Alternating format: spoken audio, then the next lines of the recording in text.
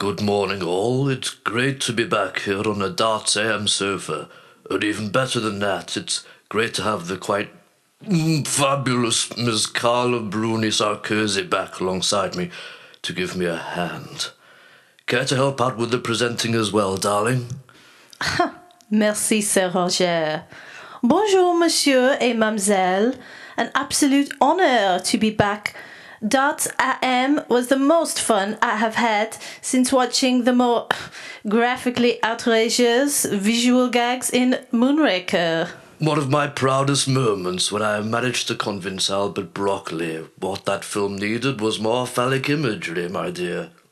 Of course, I can't take credit for the final line. I'm not slipping into that trap so easily. Maybe not, but I might well slip into... Roger, how have you been since we last met?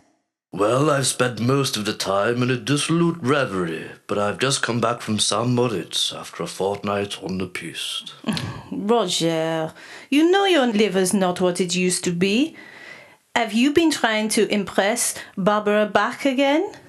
No, darling, I meant I'd been getting to grips with those beautiful alpine peaks. Got to keep myself in shape, as I've heard there's a possibility of a remake of For Your Eyes Only. Oh, no one else could ever replace you in my eyes, Roger. I am, of course, For Your Eyes Only.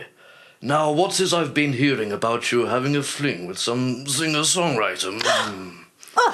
All absolute nonsense, of course, Sir Roger. Merely a smokescreen to distract the likes of the Crab from going public with our occasional tête-à-tête.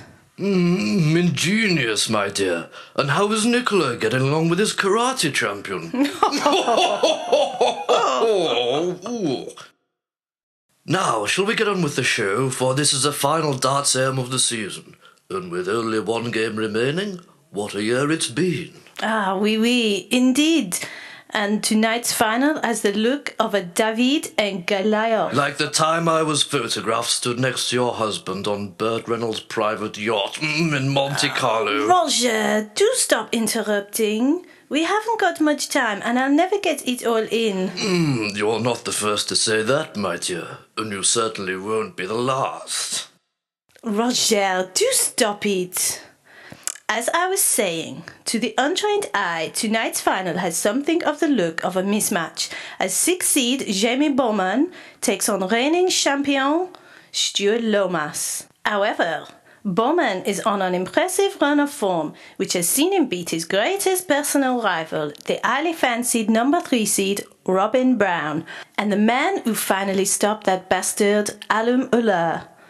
Somewhat ominously, however, Lomas is looking to secure an unprecedented treble. Unfortunately, the lovely and quite filthy Penelope Pitstop is on leave, so my own unprecedented treble has been rather snuffed out for today. But here with the odds and form is Boyne's Bet's second most controversial pundit, Brum. Hello, and hands off Penny Roger, she's mine. The main question on everyone's lips at Boynesbet is how we can attract custom after Jim Tyson contemptibly set up the gambling gent and immediately offered 1,000 to 1 on a Bowman victory. Here at Boynesbet, we're slightly more realistic about Jamie's chances and have already taken substantial money on arrows at the wildly generous odds of 20 to 1, with Lomas, hot favourite, at 2 to 7. Beep beep. Merci, Brum. And now, straight over to our roving reporter, Kendo Nagasaki. This really has been a season to savour for Mr. Jamie Arrows Bowman. Let's just not forget it took him 7 games to register his first win last year, and he only qualified for the top flight this by stunning Peter Kelly in the playoffs. However, he now stands on the brink of the kind of greatness which could see him becoming a regular star on LWT's World of Sport. I met with Jamie at his secret training camp to see how he's feeling ahead of tonight's showdown. I started by asking him, do you think you've got a chance against the champion? Well, Ken, I think he's not the player he was last year, to be honest. I think a number of players have come close to beating him this year. Players as poor as people like Crabbe, Ewan have come close to beating him on a few occasions, and I think I've got a chance, certainly, if I play to my full capability. And Stu has an off day. I think it's possible that I could come through. Yes. So confident. Oh, you've got to be confident, Ken, before a cup final. I've got a good team behind me. I've changed my lifestyle. I'm feeling fit, feeling healthy, and I just can't wait. I'm raring to go. Thanks very much, Jamie. Thank you, Ken. I also met with reigning champion Stuart Lomas in his very similar looking practice facility to see what his thoughts were on playing former pairs partner for the biggest prize in sport. Well, Mr. Nagasaki, the great thing about Jamie is he doesn't fear anyone.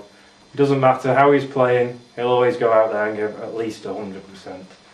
Any game he plays, he's a great man and a great friend, and hopefully it'll be a great final.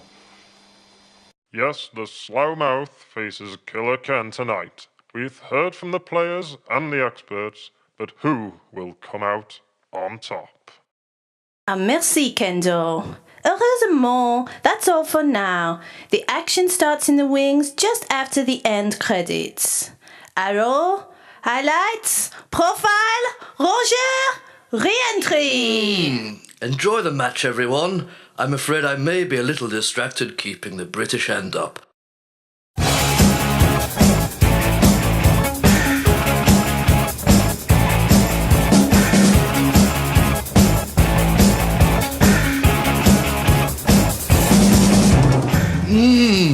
And now to introduce your players this evening, your master of ceremonies, Mark the Groin Boyens.